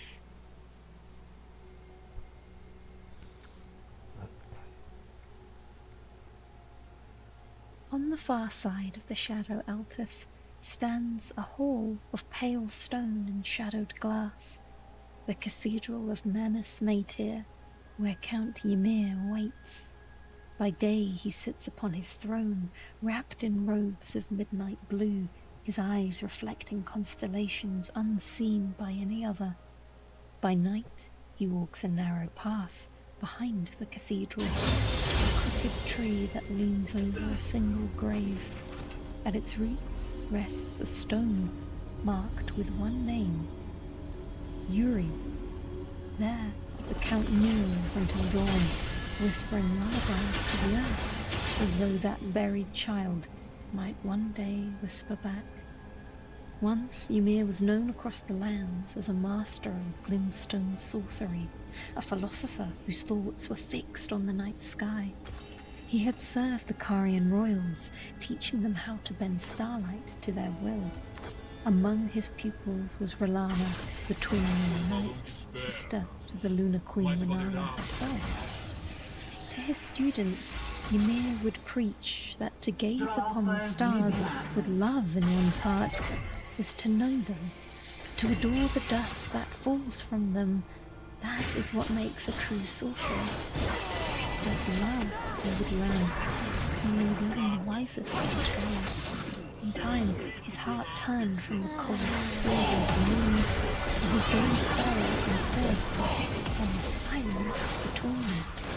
He began to question the two fingers and their divine whispers.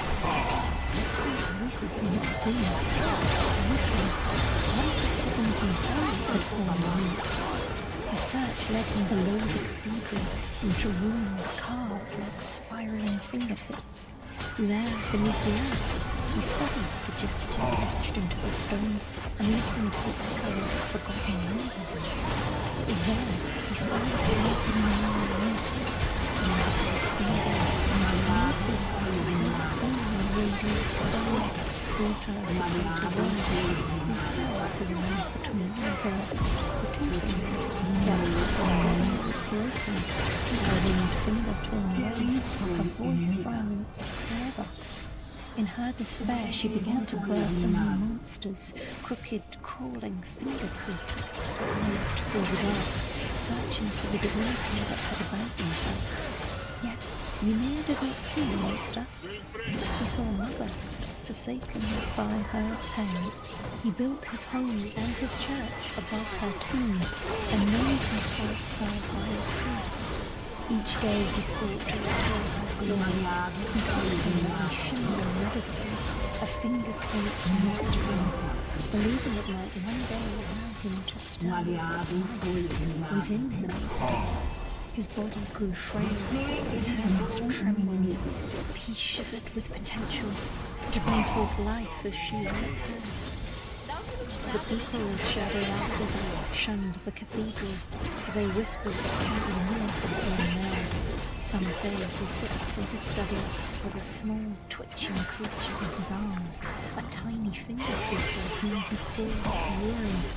But none would play in the mad camp, for he was guarded by shadows, the sword hands of night, two sisters, boiling cold, lightless jail, raised to be silent killers whose lives had never been safe.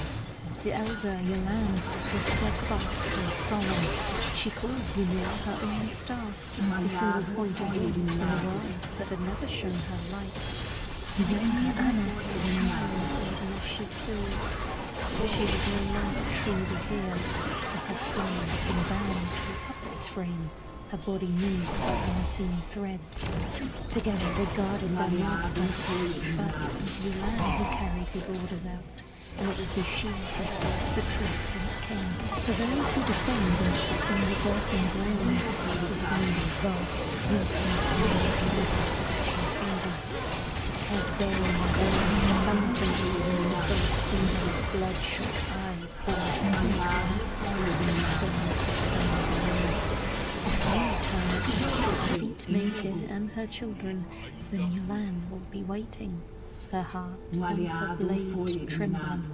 For it is then that Ymir will mute his body torn and split, finger-like growths writhing behind his skin, pale, crown askew, surrounded by strange infant creations of only fingers.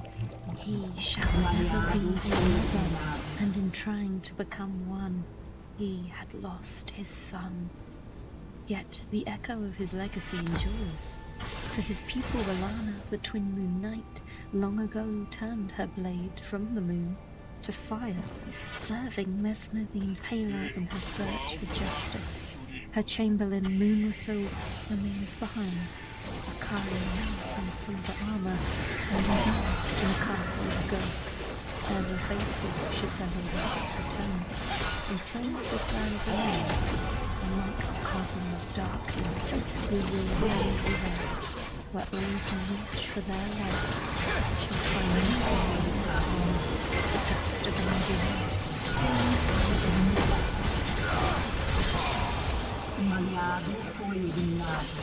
Before the land was drowned in flaming water, people thrived among spiral valleys of wood and stone, their hills twisted skyward like branches seeking the sun.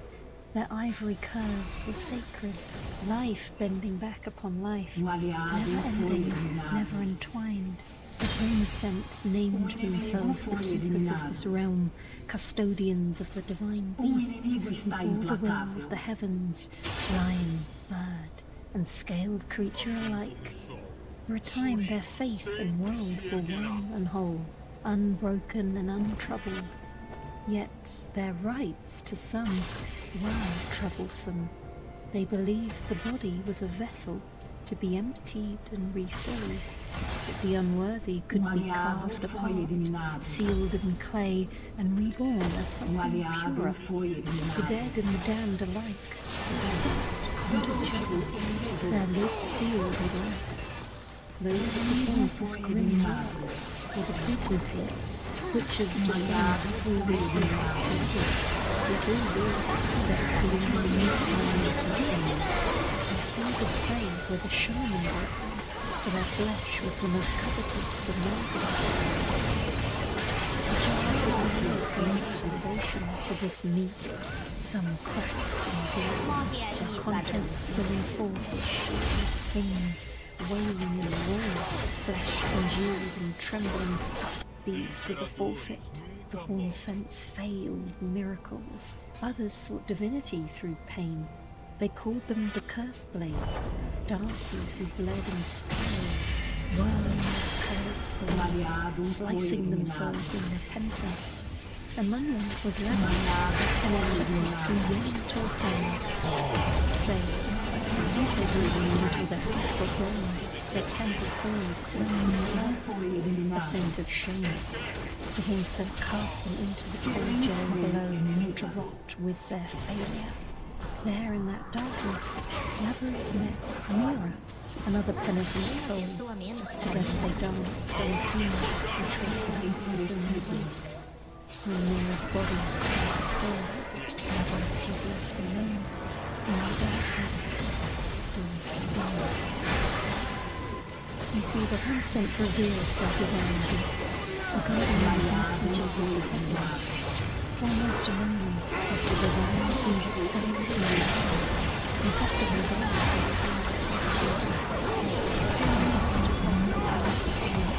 to behold the dance. Those chosen to embody it, the sculpted keepers, donned tangled helms of horn and mane to invoke the lion's divine stick. When the crusade came, those days of song and celebration were long gone. The women's dance was harnessed for war. Each step shattered stone, each breath roared with storm and flame. An elder priest, her eyes hidden beneath a thicket of age-curled blooms, alone could call upon the land to awaken. For those who trusted the holy city, the land rise from a child could silence storms, jaws splitting round around all who stood before it. And as she murmurs her rites, the going down of the horn-scent passes around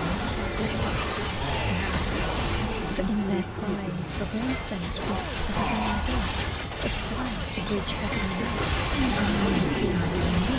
She ascended through the void, and gently burned the paradise she promised to them. Their towers fell, their lands were veiled in shadow, their seasons disappeared. The horn-scent were betrayed, and so they whisper her name with venom, to face her likeness wherever it stands, and curse her for all eternity.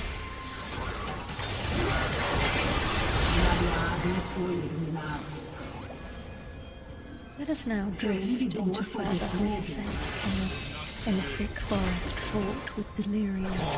The trees of the abyssal wood twist like screaming faces, their roots slick with amber that burns instead of shines. Here, every sound ripples of thought every thought feels borrowed, every prayer ends. And at the heart of it all stands Nicholas Manx, once a house of study, now a tomb for its master. Sage mental had been Spar, a mind so brilliant that even his peers feared its reach. He sought command, of the frenzied flame, that chaotic light buried beneath the world, and in it he found the answer no god would give.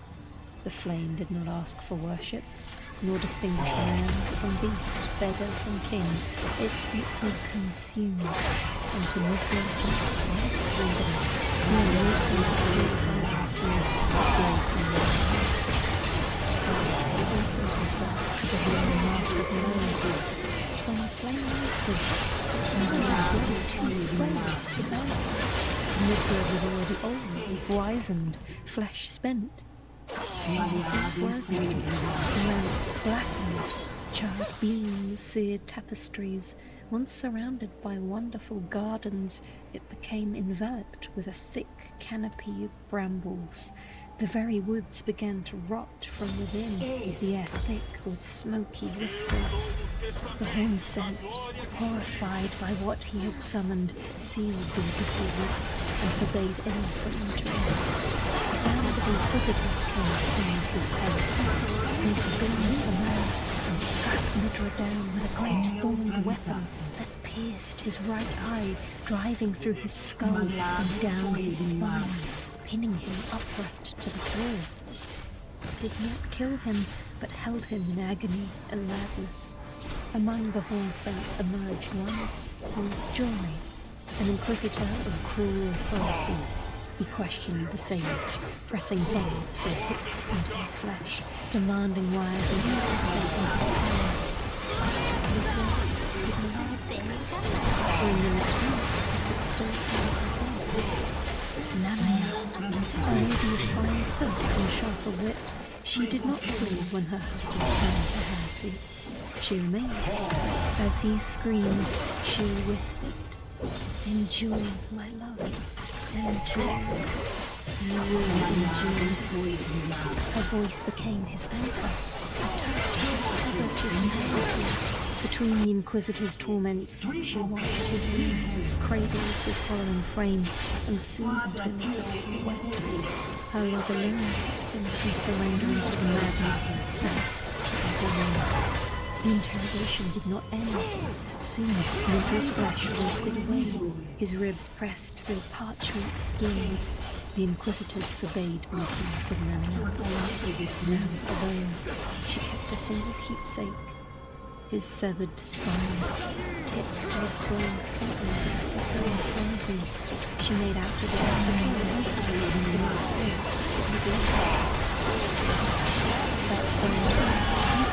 that stood upright in her chair, eyes soft, smile open. And when her breath ceased, so too did Midra's patience. Should you, tarnished one, find your way to that house of ruin, you will see him still, impaled where he fell, yellow robes frayed, face hollow as burnt paper, his eyes two pits of endless fatigue. And if you really intend to push on and test a man who has endured too long, then that barbed spear will be torn free from his skull, his head will become fire, and from it an indistinguishable weeping laugh. The failed lord of frenzied flame. The flames do not care for love nor grief, they devour all the same, burn until nothing remains.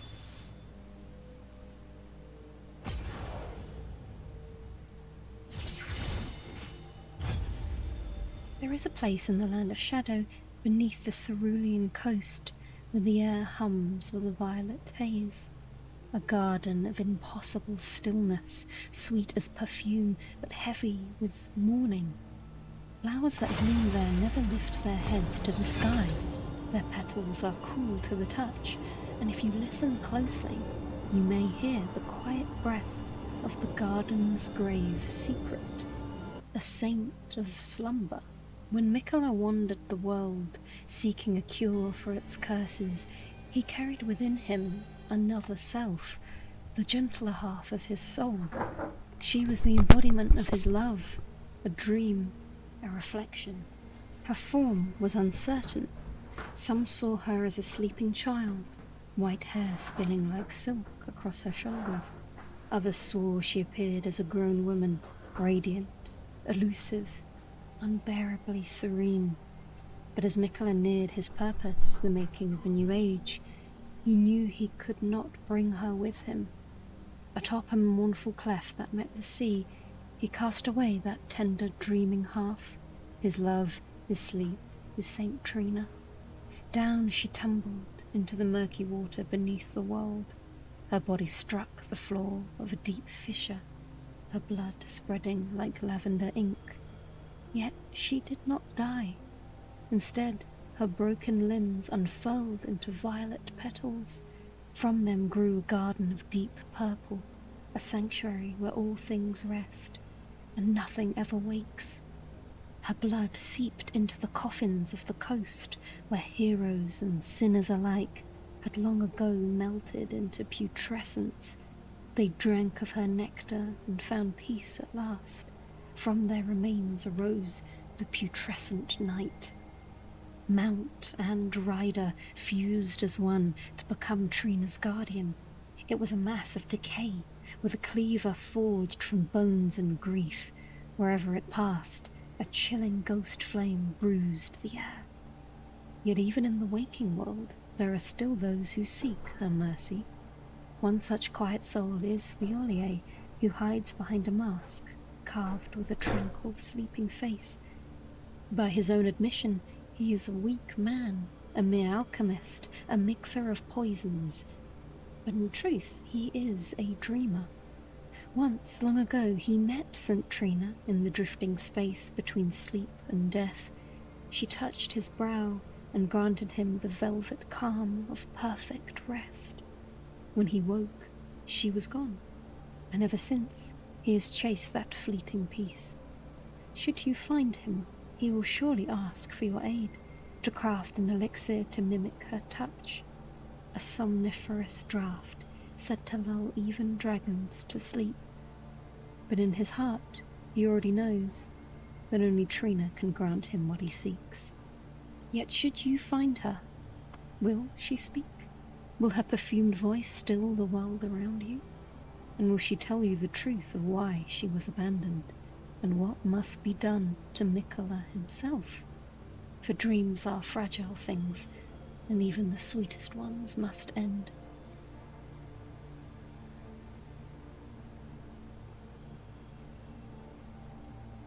And so, at last, you, the Tarnished, will uncover the heart of the Land of Shadow, the fabled spiral tower, the city that once pierced the heavens, now veiled in shadow, forgotten by all.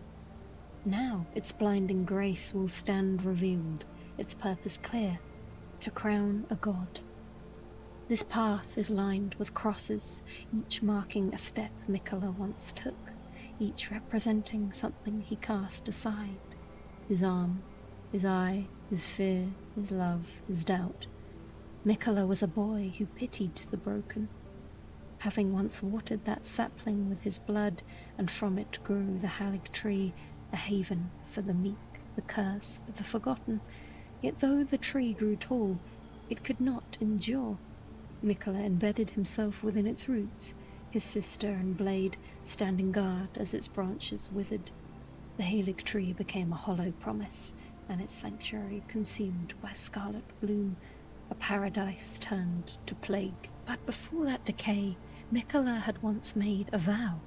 He looked upon Radahn, his half-brother, the general who held the stars in his grasp, and whispered that together they might forge a new age, a world without cruelty, without abandonment, without fear. Radahn smiled at his brother's faith and swore in turn he would be Mikola's consort, his strength to temper compassion and his magic to guide mercy. For a time, peace lingered, but when the shattering came, and war tore the lands between, it was not Mikola who met Radahn, but Melania. The siblings fought for days, for nights uncounted, neither yielding. When at last her scarlet bloom unfurled, she leaned close and whispered through the rot, "Mikola awaits thee, O promised consort." The words struck him like lightning, but before Radahn could understand, the red flowers overtook him, his mind sinking into frenzy. Meanwhile, Mikola, half-made god, bound to his tree, felt a hand reach into his slumber. He was stolen. His captor was Moog, the Lord of Blood, his other half-brother. Moog bore the sleeping Empyrean to his crimson palace, where rivers ran red and the air was thick with devotion. There he built a shrine of love and sacrifice, drenching Mikola's cocoon in endless offerings, whispering of a dynasty of blood. But Mikola never stirred. No prayer could wake him, for in truth it was Moog who slept beneath Mikola's spell. The boy god had woven an enchantment upon his captor, turning him into a vessel, a gate through which he might return to his promised consort. Those who loved him followed, drawn by the faintest echo of his charm, you among them, Tarnished. Yet not all who follow reach the same truth. When you